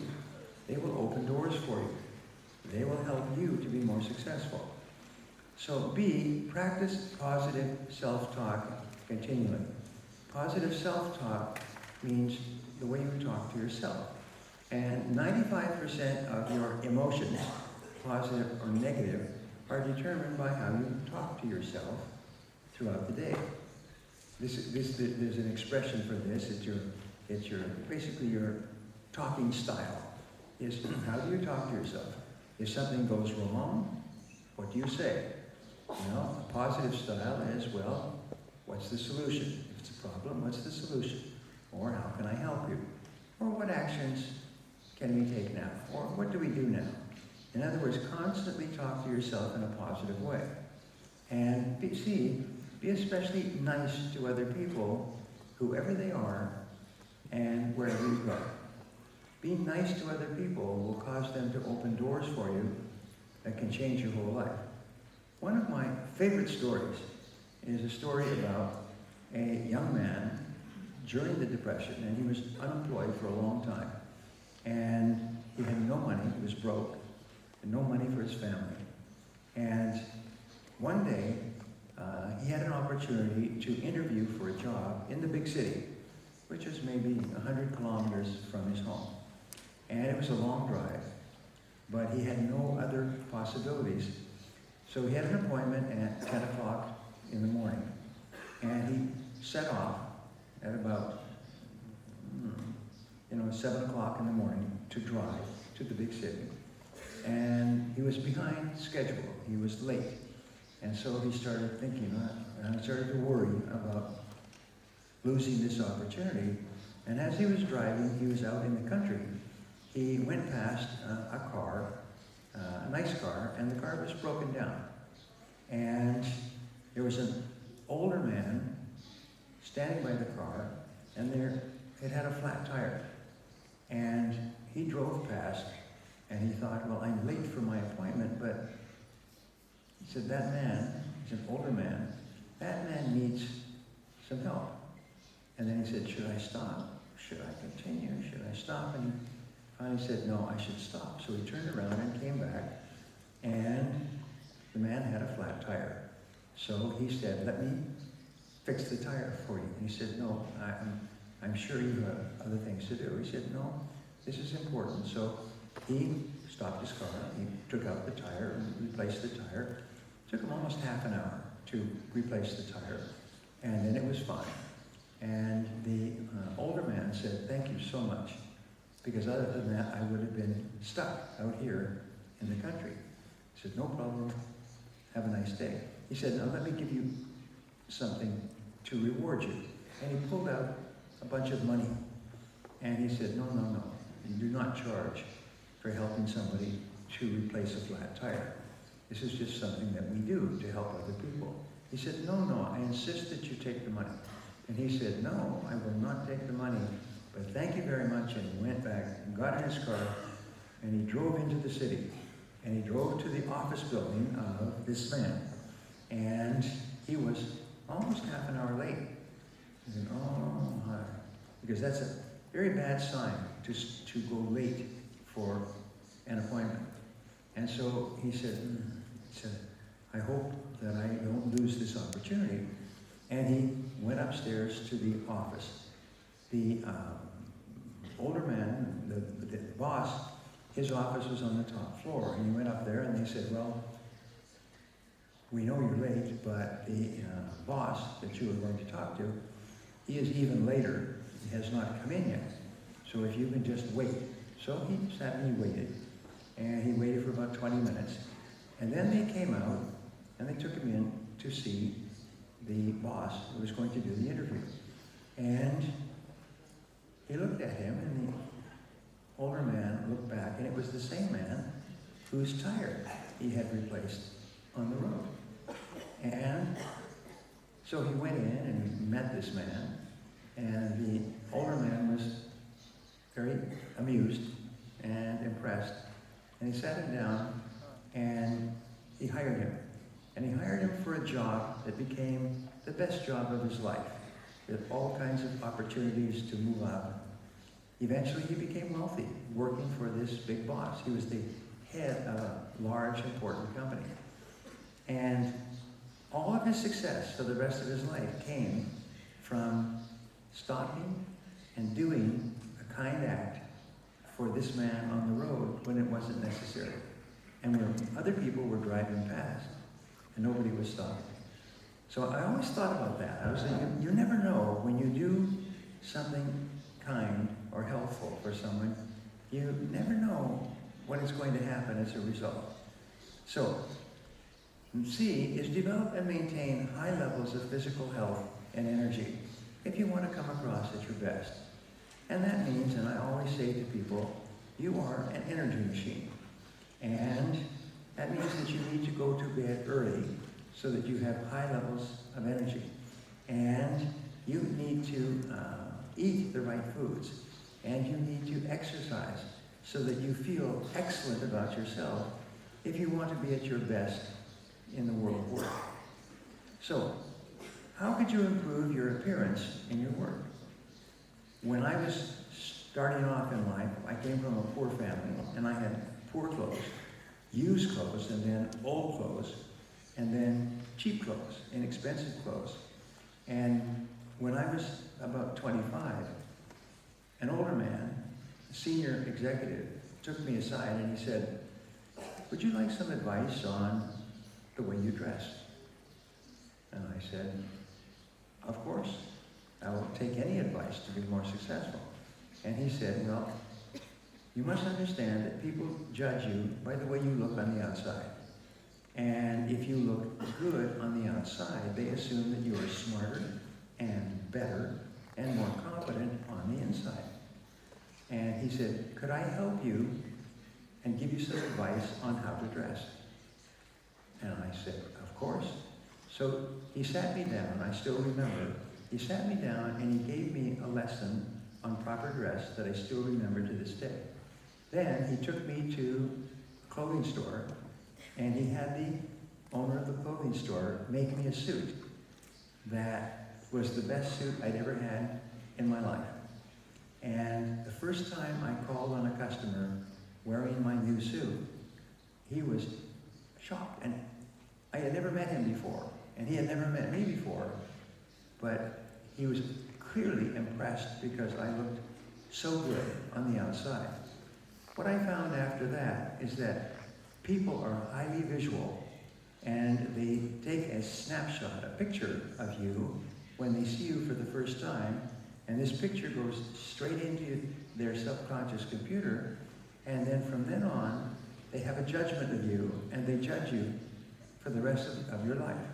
So it's very important that you make a good first impression and that you look good on the outside, because you never get a chance to go back and make a second first impression. Now, summary, as you look around, you'll find that successful people are those who make a habit of doing the things that unsuccessful people don't like to do. You see, there's always 100 reasons for not disciplining yourself to do the hard work, to look good, and to be successful. And yet, if you develop a habit of looking nice, and I've met people all over the world, never met them before, I learned later that they were not very competent at their work, but someone had told them how to dress properly. So they dressed very well. And people would hire them, people would give them promotions, people would pay them more money, people would give them opportunities just because they dressed properly. You see, everybody wants their employees to look attractive. They want to be proud of their employees. So they like to hire people that they can be proud of. And this is true worldwide. When I was coming up many years ago, everyone knew this. Everyone thought about this.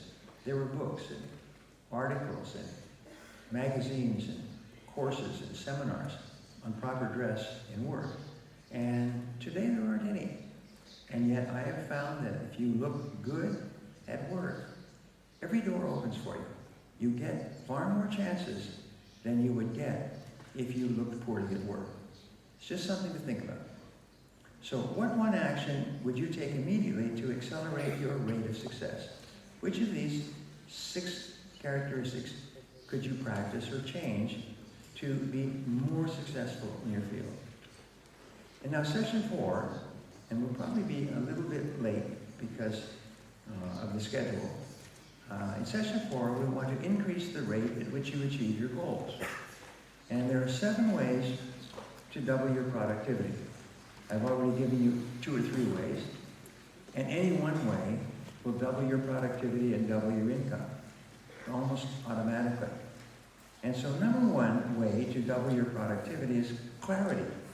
Clarity. Take some time to develop absolute clarity about your goals and priorities. So you're very clear about what is most important to you. You see, it doesn't do any good to do a good job at something that is not important. Many people will actually work hard, but they'll work hard at a low-level task that the boss doesn't care about. So, A, what are you trying to do? This is the great question, and by the way, this question is taught in the top business schools in the world. Executives are taught that whatever situation they're in, stop and say, what are we trying to do? Especially if you have a problem, if you have a block, if you have a difficulty or an obstacle, step back, stop, and say, what am I really trying to do? What am I trying to do? And especially if what you're doing is not working. So then you ask, number B is, how are you trying to do it? How are you trying to do it? And C is, could there be a better way? Now these 3 questions are golden questions. Is what am I trying to do? How am I trying to do it? And could there be a better way? And the answer is yes, there's always a better way to do any job. And sometimes one change in what you do can transform your results. So we say here, what are your 3 most important business goals right now? What is the goal? How will you measure success? And what is your expected date or time of completion? Number 1 is clarity. If you don't have clarity, you can be the most talented person in your business and you will get very few results. But if you know exactly what you want to do and when you need to do it and how you will measure it, you can take complete control of your career. So number 2 way to double your income is determine your hourly rate. Determine how much you are earning per hour today and how much you want to earn in 1 year and how much you want to earn in 2 years and 3 years. What is it that you earn each hour? And then A, determine how much you earn in 1 year. That's the starting point. So I don't know how you calculate your income. Most people calculate their income based on their income tax and what they report to the government. But not everybody does that. So you have to calculate how much do I earn each year, and if I want to double my income, how much will that be? And write down the number, clarity. You take your annual income and you divide it by 2,000. 2,000 hours that a leader like yourself works in a year. And so calculate how much you earn in a year by dividing exactly how much you earn in a year by 2,000. So B is divide that number by 2,000 so you know exactly how much you earn each hour. And if you ask most people how much do you earn, most people will not tell you, but if they do tell you, they will give you the amount they earn each month. And because most people think in terms of how much they earn in a month, how much they earn in a year. But what we have found is that rich people think in terms of how much they earn each hour. And they're always focused on how much they earn each hour. And they're always focused on earning that amount every hour. I know many rich people, they're highly paid, and they think in terms of how much they earn in an hour, and sometimes how much they earn in 30 minutes, how much they earn in 60 minutes, how much they earn in 10 minutes. And doctors, lawyers, architects, highly paid people are always calculating how much they earn each hour. So how much do you earn each hour? And how much do you want to earn each hour? Then, here's the key. Work only on those activities that pay you your desired hourly income. Work only on those activities that pay you the hourly income that you want to earn. So, if you want to earn, let's say euros, if you want to earn 100 euros per hour, then what are the things you do that pay 100 euros per hour? And then don't do anything that does not pay that amount or more. D, delegate, outsource, and eliminate all other activities. Warren Buffett is a source of wisdom in business, and he was asked,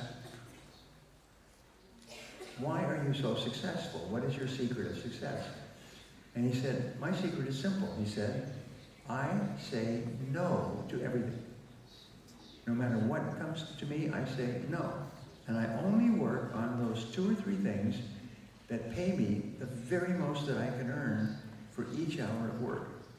In IBM, and they almost went bankrupt a few years ago, what IBM does is it trains everyone in the company to always be working on the 2 or 3 tasks or jobs that pay them the very most for the amount of time that they invest.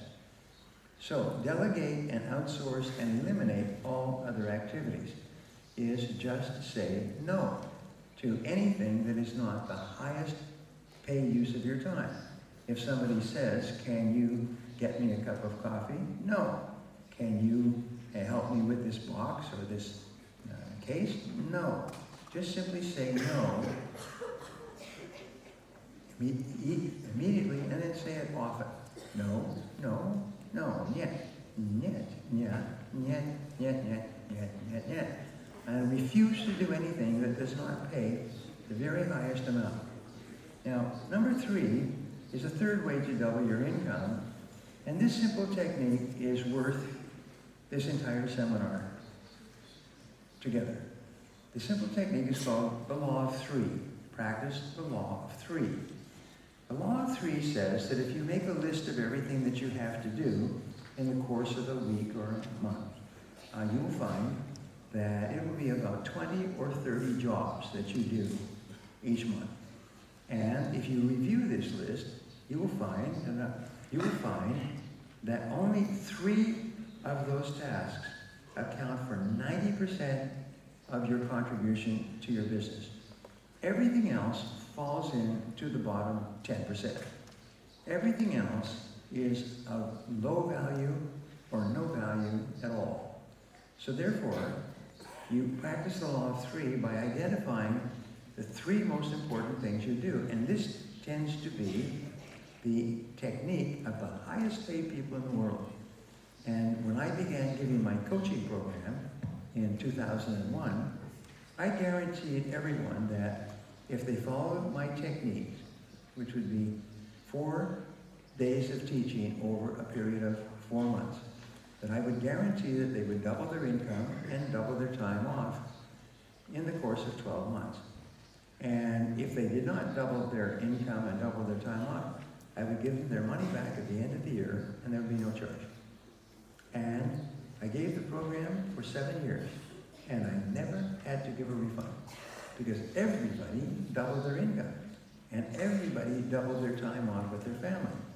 And the reason was because I would teach them this Law of 3 the first morning of the first day. And from then on, we would spend many hours determining what were the 3 things that each person could do that paid them the very, very most. And then we learned techniques and disciplines not to do anything else. So ask yourself this question. If I could only do one thing all day long, which one activity would contribute the most value to my work? Which one activity would contribute the most value to my company? And eliminate everything else. And so people would say, well, is that the most valuable use of your time? If it's not, refuse to do it. Don't even start doing it. Don't even think of doing it. Just say, niet, niet, niet. And it's quite amazing because the more important things that you work on, the greater value you contribute and the happier you feel. And if you work for someone else, the happier they feel as well. In fact, what bosses want more than anything else is for people to work on their most valuable tasks. So, the first question is, looking at this list, if I could only do one thing all day long, which one job is more important, would contribute more value than anything else? And that becomes number one. Then you ask the question again, if I could only do two things all day long, which is the second most valuable job or work that I do in the day? And you will review the list and discuss it with other people if necessary, and determine what would be number two. And then ask the question the third time. If I could only do three things all day long, what would be the third task that would contribute the most value? And once you determine those three things, is you refuse to do anything else but those three. Now here are the rules, page 21, here are the rules. The rules are is once you have determined your big three, we say do fewer things. The only way that you can get your work under control is by reducing the number of things that you do. You cannot find fast, efficient ways to do a job. What you have to do is you have to do only those things that are in the top three and get rid of everything else. Number two, do more valuable things. Is do the things that are more value and contribute the most value. Do not try to find excuses or ways to quickly finish up small tasks. Just don't do them at all. Number three is do those tasks, those big three, more of the time. Spend more time every day doing those three things that contribute the most value. And then number four is improve your skill level at each of those three big tasks. Continually get better at your most important work, because that will give you greater leverage or multiplication than anything else that you can do. Because the better and better that you become at your work, the more valuable work that you will get done at a higher level of quality. Now, number four technique to double your income is to make a list and do everything that you have to do. As I said it before, you cannot increase the number of things that you do, but you can make a list and then you can use your power to think to sort out the things that you should do and the things you should not do at all. Make a list of everything that you have to do in the course of a day. Never work unless you have a list. If something new comes up, write it down on the list. And if something else comes up, review the list and compare it with the new activity. So A, the daily list, the night before. Write down a list of everything you have to do tomorrow and make sure it contains the big three. Now, here's an interesting discovery, is that if you want to double your income, actually it's very simple, it's almost embarrassing. If you want to double your income, what you have to do is you have to increase your productivity 25% each year. And what they have discovered is that if you increase your income 25% each year, times 3 years, you will actually double your income every 3 years. Actually, every 2 years and 7 months. If you then double your productivity again, you'll double your income in another 2 years and 7 months. So you can actually increase your income 25% each year by simply making a list before you start work. You increase your productivity by 25% the day that you start to use a list. It's not a miracle. You get better and better doing fewer things of higher value. And if you increase your productivity by 25% per year, that will work out to doubling your income every 2 years and 7 months with compounding. And if you keep increasing your productivity by 25% each year, You will double your income and then double it again. You'll increase your productivity by 25% every 2 years and 7 months. You'll increase your income 10 times by making a list and working from your list all the time. Imagine that. You can become one of the highest paid people in your field simply by improving your productivity by 2% each month. And as you produce those 3 things and get better at each one, you start to produce more and more in less and less time at higher and higher quality. And I developed what I call my 1,000% formula. My 1,000% formula says that if you improve 25% each year, you'll improve 25% per month. So what you do is you sort them out and you work only on those few things that are the most valuable use of your time. And C is determine your most important task. Always ask, is this the most important thing that I can be doing right now? And the very best word for productivity management is the word no. No, this is not the best use of my time, so stop doing it. If you find yourself checking email and you realize this is not a good use of my time, stop it. That's why I say, turn it off. Turn off your computer, turn off your iPhone. Focus on the most valuable use of your time. So what are the 3 most important things you can do each day?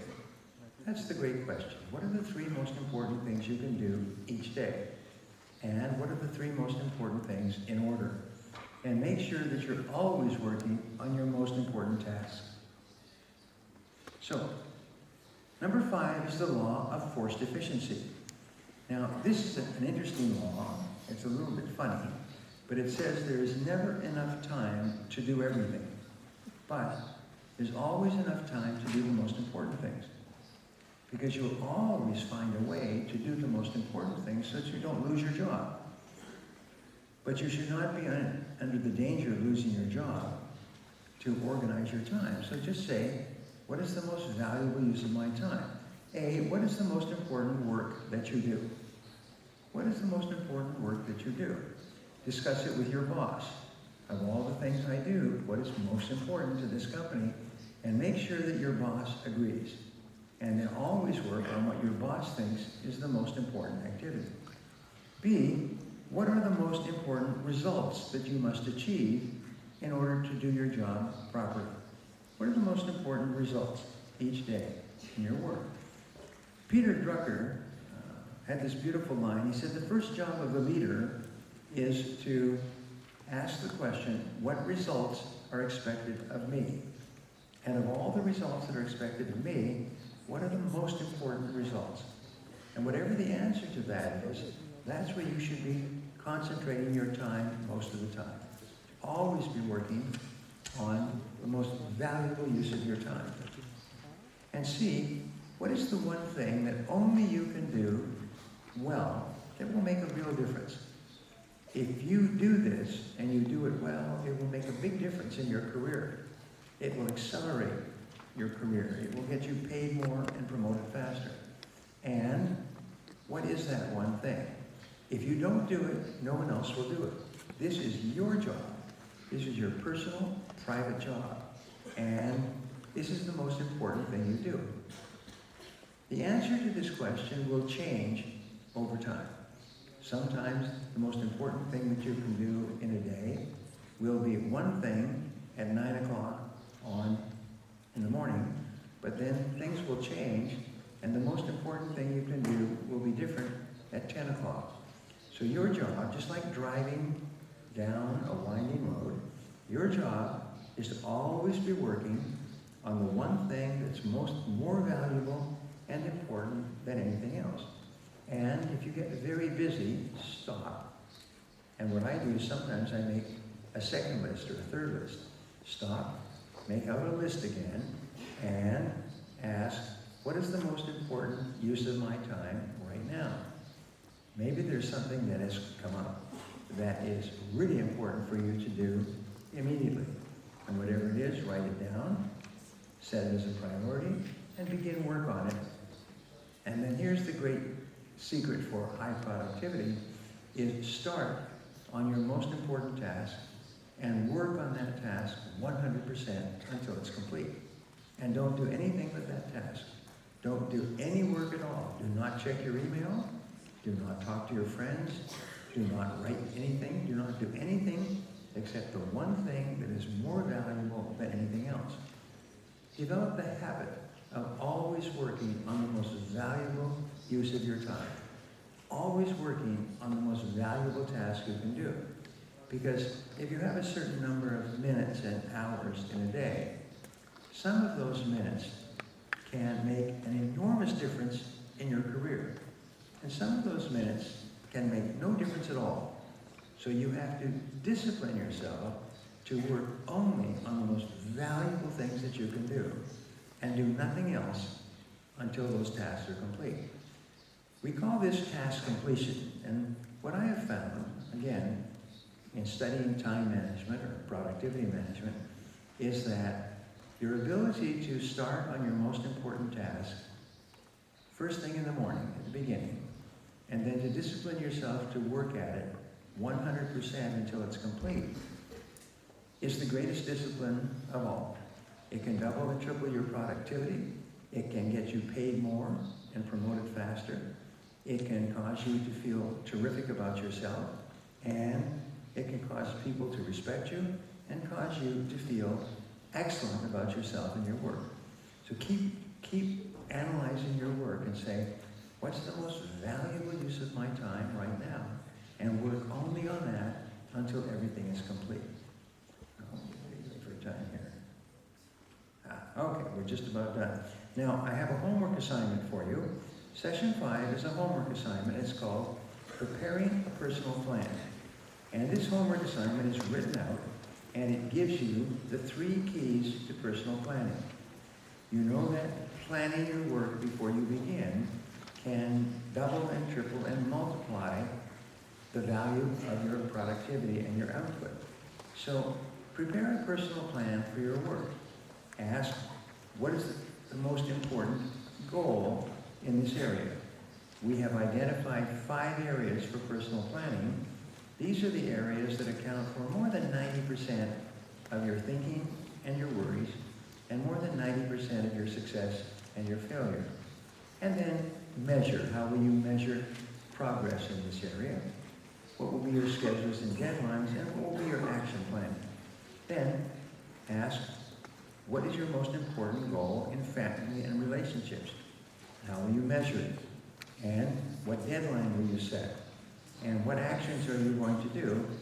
And fill out each of these. This is your homework assignment, and if you can take maybe 60 minutes to discipline yourself, you will become 5 or 10 times more productive. You will feel terrific about yourself. You will get much more done each day. You will feel happier, and you'll be more respected by everyone else. And I can promise you, if you develop the habit of high productivity, you'll soon be one of the highest paid people in your business and industry. And I hope you do. And I look forward to seeing you again soon. Thank you very much.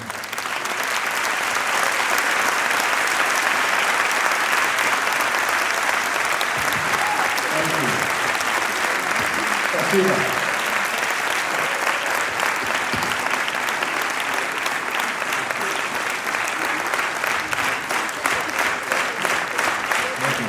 Большое спасибо. Большое спасибо. Thank you.